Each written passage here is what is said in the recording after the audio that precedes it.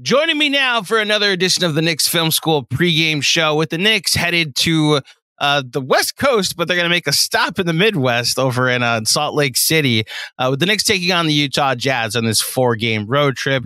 We went and found someone that has a lot to do with the New York Knicks, or at least his family has a lot to do in the New York Knicks and their history. Returning guest, friend of the pod. He's the host of The Drive on 97.1 ESPN700 in Utah. He's also the son of the great Dave Checketts. He is Spence Checketts. Welcome back to the Knicks Film School pregame show, sir.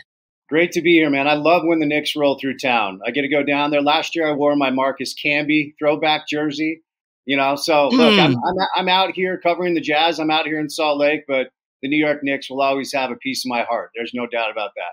So I have to ask this, just from like a media perspective, before we get into this game and talk about it, because you've been in the industry for a while, and everybody I talk to, the industry, like, I'm lucky that the path and the niche that we've carved out, I don't have to give up allegiances. I don't have to say like, oh, I'm not a Knicks fan anymore. I just cover the sport.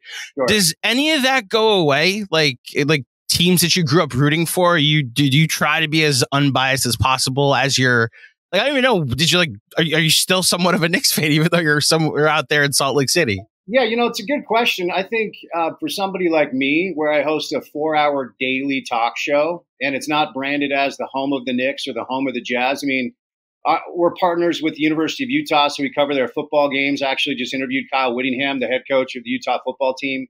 And so you have to take care of your partners in a way, you know. So there's a little bit of just wanting to be a good partner that seeps in. But for me, I take the unaffiliated status very seriously, and I try to call balls and strikes. It's different when you're branded as the Knicks Film pregame show or the Utah Football Ute Zone podcast. Then you're a Knicks fan talking about the team that you love. But for me, hosting a daily show, the fan has to die a little bit. But I still, you know, I'll see a highlight pop up on my feed of Stark stunking on the Bulls, or, you know, Ewing missing a finger roll against the pit. I mean, I could go over and, you know, the 90s Knicks, teams like that, the Yankees of the 90s, and even the Jazz a little bit, because I was a kid here when my father was with the Jazz. There's still a part of me that wants to see them do well. But when it comes to analyzing who they are, I have to throw bias out the window and just call it how I see it, if that makes sense. No, it makes total sense. And look, if you want to hear more stories from the 90s Knicks, or I guess read more stories, we're both fans of Chris Herring's book. I believe you sat down and gave stories for Chris Herring's book, Blood in the Garden. And I just like a shameless plug that Chris doesn't need, but I'm going to do anyway. I had a long train ride on Long Island Railroad the other day, and I was caught up on podcasts. So I put on the audiobook of Blood in the Garden, and I believe I'm getting a second perspective of it. So highly recommend it if you're looking for something to check out during the holiday season while you're traveling. Andrew, here's a little tease for you. Ooh. I'm under I'll just say this. My understanding is that there are talks about a documentary series in the works about Blood in the Garden. Yep. That's really all I know, or pretty much all I can say. And, oh, man, if that happens, I might just watch it on a loop for years, you know? It'll be our own niche version of The Last Dance that's like just for us, you know? Like the Yankees had that Derek Jeter one that came out a couple of years ago. I guess it was last year. And look, I'm a Mets fan, so the part I enjoyed the most was watching them retell stories from the 2004 collapse against the Red Sox. But that's just me being a hater and full-fledged out there, you know? But regardless, we're here to talk about some basketball. And we're here to talk about this matchup between the New York Knicks and the Utah Jazz, who the last time you were here, we were trying to see if Donovan Mitchell was coming to the Knicks. And obviously that summer went a different direction. Yeah. I didn't get a chance to talk to anybody from the Jazz last year, so this is going to be somewhat catch up. What's the vibe been in Utah? I know last season seemed, from my outside looking in perspective, to be a bit of an overachievement. And then this year it's been a bit more of a disappointing start if you had expectations. What's the mood around the team, both from the fan base perspective and from people within the organization that you get the chance to talk to? Yeah, it's a good question, because I think there are a few different moods, and it depends on who you talk to. I believe that this is part of the plan. You know, I think last year they even surprised themselves with how good they were and how much winning they were doing early on. And, if you need any proof, they traded 4 of Will Hardy's 6 rotational pieces, and then they started to lose. And, Will's a really good coach. He was winning games when they had Mike Conley and Malik Beasley and Jared Vanderbilt and players like that. They traded all of them and decided to go young, and they lost down the stretch. And this year, they just don't have a lot of grown-ups in the locker room. And so I do think from an organizational standpoint, they knew that this year was going to be rough. And I think they're under the understanding that probably it's going to be rough for a little while, because that's the reality when you're going through a rebuild. From the fan base perspective, I sense a lot of disappointment, but I also sense a lot of fans that understand what the reality of building a team in a market like Salt Lake is. And you have to do it through the draft, and therefore you have to have good draft capital. There's a top 10 protected pick that goes to Oklahoma City this year if the Jazz aren't in a certain position. And so they might want to be motivated to lose to hold on to that pick. They've got a bevy of assets from the Gobert and Mitchell trades. But as a product that's right in front of us right now, it's bad. It's a bad team. And I didn't think they were going to be good, but they're worse than I expected. And, they're not healthy right now. So, it depends on who you talk to. I would say the fan base is not enjoying the product in front of their face right now, but they understand that this is going to be a process. And I think the organization is all in lockstep that this is a long game that they're playing, and the results in the interim aren't all that important as long as they feel like they're moving in the right direction. So you talk about part of the plan, and I guess my curiosity as far as what the plan actually is, like you mentioned, you're with a market like Utah, you have to build through the draft. You have to try just about everything. I have their lineup data pulled up on Cleaning the Glass, and it seems like Will Hardy is just trying everything. They only have 3 lineups that have 100 possessions played together so far, which tells me that there's not really a consistent instability is not the word I'm trying to say, but it's more just like there's nothing, there's no like set 5 guys that have to play together no matter what, even though there is obviously a starting 5. Do you get the sense that this really is going to be the year that they intended to have last year, but because last year got off, like they were around 500 in the play-in race for so long, this is the year they can get more experimental? Yeah, correct. I do think from an organizational standpoint, they were stunned that Will was able to win games last year when nobody thought that they were going to. And so, again, you jettison off a lot of the veteran pieces. Mike Conley is still a really good player if you see what he's doing with Minnesota. And after, I think they started 10-3, and Mike gave a post-game interview. He said, well, if you want to lose, you're going to have to trade me. And Ainge was like, all right, so he trades him.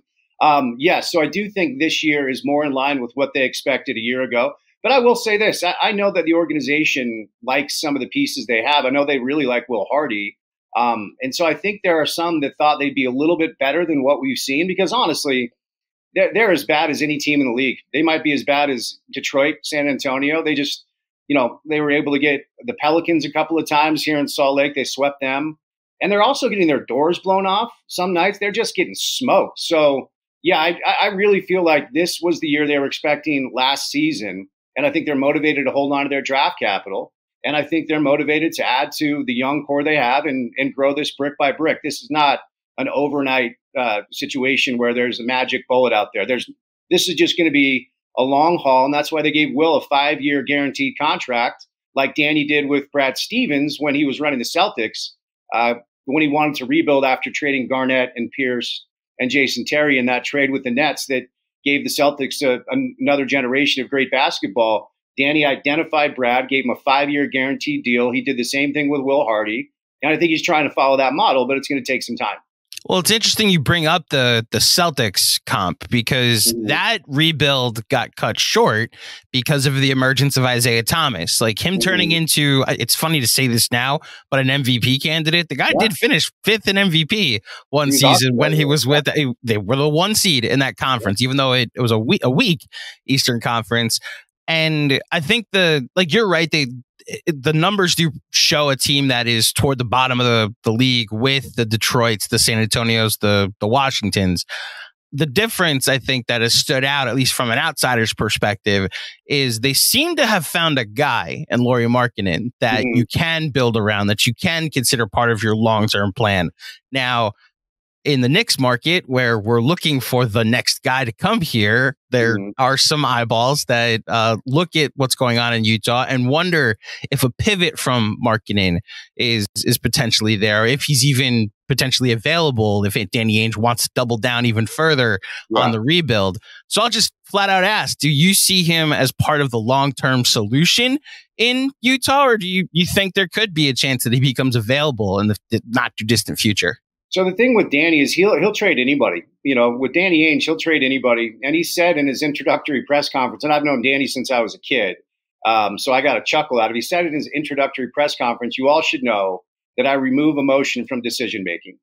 Like, that was like the first thing he said, and I was just laughing. I'm like, all right, we know he's a killer. So the answer is, I think Danny would trade anybody if he felt like it was best for the long-term goal of what they're trying to do. I do feel like they consider Markkanen a part of their future.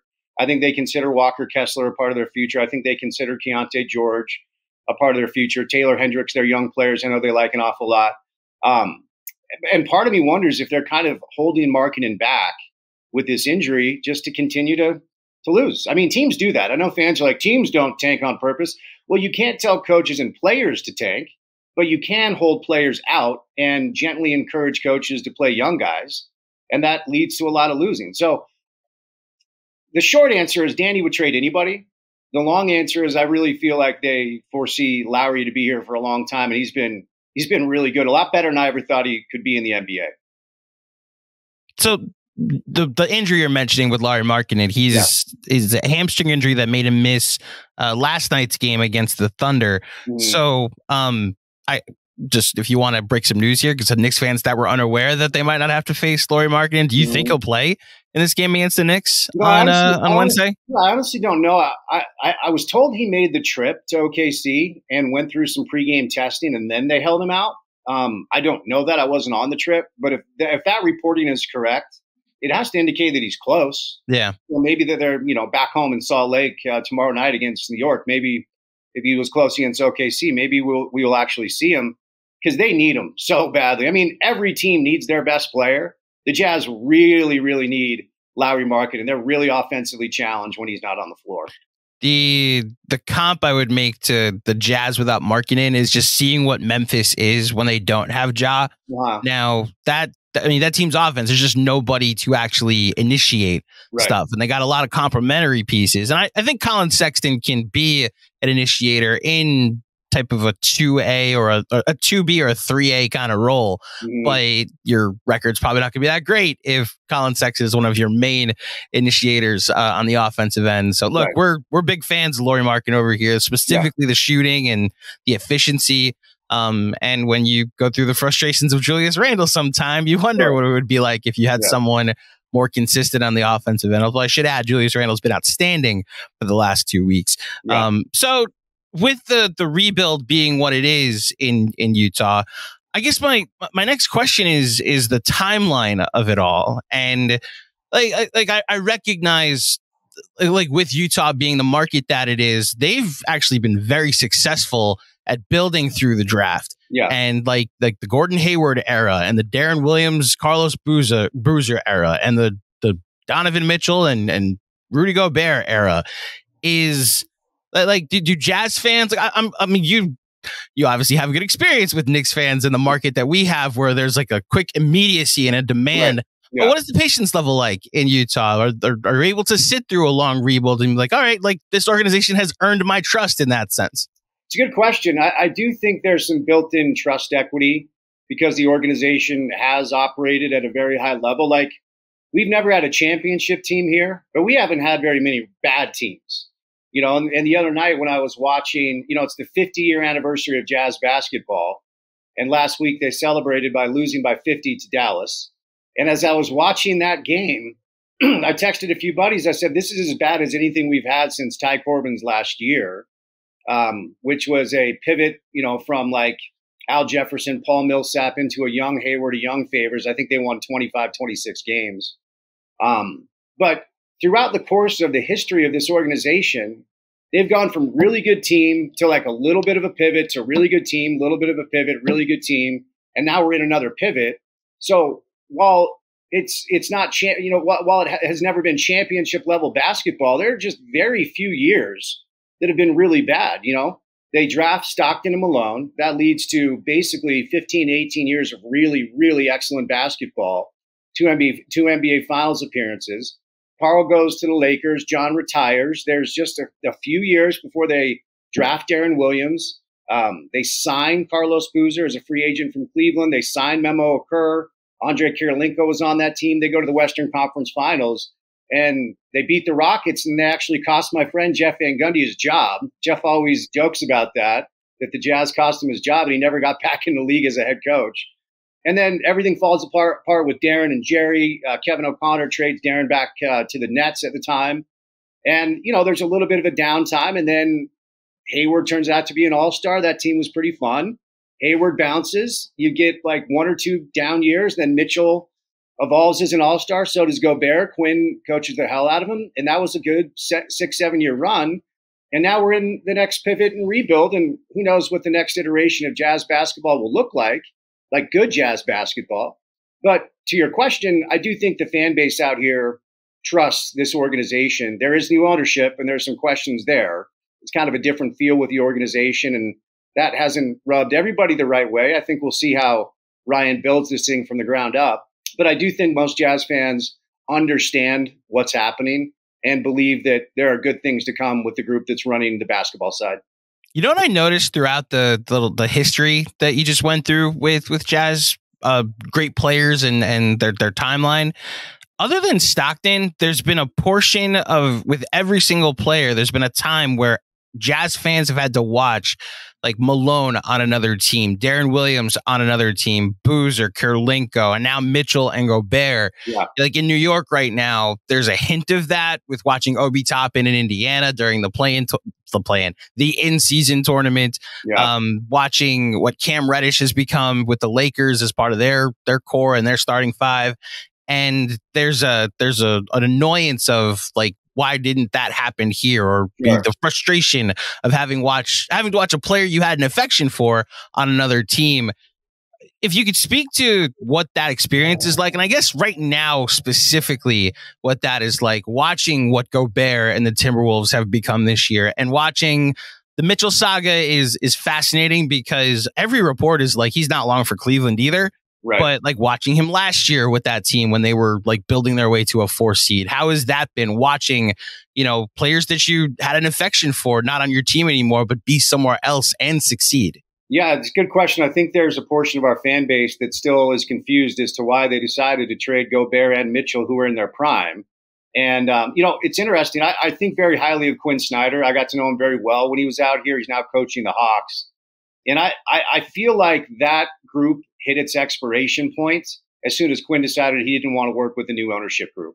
I honestly believe if Quinn decided he wanted to come back, they would have tried to figure out maybe something around Gobert or Mitchell, or maybe bring Mitchell back, move Gobert, or bring Gobert back and move Mitchell, and figure something out with that group if Quinn wanted to be the head coach. But new ownership comes in. Quinn had a few meetings with him, and he's like, I don't want to work for these guys. I don't know why. Only Quinn will speak to that. And so that's when they decided to break the whole thing down. But there are still fans. And look, I know that the narrative around NBA, I hate the word narrative. Everybody uses it now. But I know I know the narrative around the NBA is that Danny Ainge fleeced Minnesota in the Gobert trade and fleeced Cleveland in the Mitchell trade. So then the new CBA comes down, and you see how valuable draft capital is. So yes, the Jazz did very well because no player is going to get the type of draft capital in return that Gobert got because it's a new league now. But I watched Rudy impact winning here at a high level for 8 years. And I know that players don't like him. I know that people got a kick out of Draymond trying to kill him. But I very much like Rudy, and he's a good guy, and I think he impacts winning. And what the Jazz received in that trade package, they're all intangible assets. We need to see what it turns into. I'm not surprised Minnesota is playing like this. And look, there's some things with Donovan, like, when I came on the show with you guys when the summer of Donovan to New York was upon us, at least that's what we thought, I told a lot of people, including Mark Berman, including Frank Isola, like, I love Donovan, but I'm not sure he's the guy that can lead your organization to a championship come spring. And there are still a lot of questions about Mitchell and Gobert come playoff time. A lot of people believe Minnesota is a regular season powerhouse because that's what Rudy teams have been. But yeah, it was weird watching Carl wear a Laker jersey. It was weird watching Patrick Ewing wear a Sonic jersey, right? Like things like that are odd for a fan base. But, when Hayward left, like if Salt Lake City can't retain, excuse me, the white guy that likes to play video games at night, that is actually a family man, then we might be in big trouble, right? Like if that dude doesn't want to stay here. So there is a little PTSD from all of these players leaving, which is why a lot of people really love Markkanen, because as of now, at least he's saying the right things. He wants to buy a house here. He wants to live here. He wants to make Utah his home, right? And that means a lot to a fan base that for the past generation, we've seen all of our best players leave as soon as they've had the ability to make that choice. So it happens a lot here, unfortunately. Yeah. Yeah. No, it makes sense that, it's the smarter move to make, and like the asset cupboard that Ainge has created, you really can't argue with it. Right. I guess it's a fascinating perspective to have to watch go. And like, you're right about Gobert, like the narrative, like you mentioned, has become about how much Ainge fleeced the Minnesota in that trade. And yet here we are, they're the number one team in the West. And I mean, we'll see what happens come playoff time, but talking to people from Denver, like they were very privy to what the Wolves could potentially be because of how that first round series went when they were fully healthy and fully back. Last thing before we get out of here, the summer of Donovan Mitchell, that wasn't the summer of Donovan Mitchell to New York. Mm-hmm. Like we haven't talked about it since. Were you surprised he didn't end up in New York? From the intel you were getting, did you see it trending the other way? That like the further and further we get into the summer, the longer, the lesser and lesser of a chance it was that he was going to come here. Yeah, or end up here, I should say. Yeah, it's like the way I'll respond to the question is I'm not surprised because I know Danny Ainge, and Danny Ainge was going to trade him to where he could get the best package in return. He wasn't going to trade him where he wanted to play. I don't know if there was anything to the whole, like the Knicks showed up to watch Dallas and Utah play in the playoffs, and so Danny was mad at the New York front office. I don't know if there's anything there. I just think it was simply like, if we're going to trade this young star and it's in his prime, we have one shot at this. We have to get it right. And I think they liked Cleveland's offer more than they liked anything that the Knicks were willing to put on the table at the time. Excuse me. But I guess in this day and age, when star players more often than not get what they want, there's probably a little bit of a surprise that Donovan didn't get what he wanted.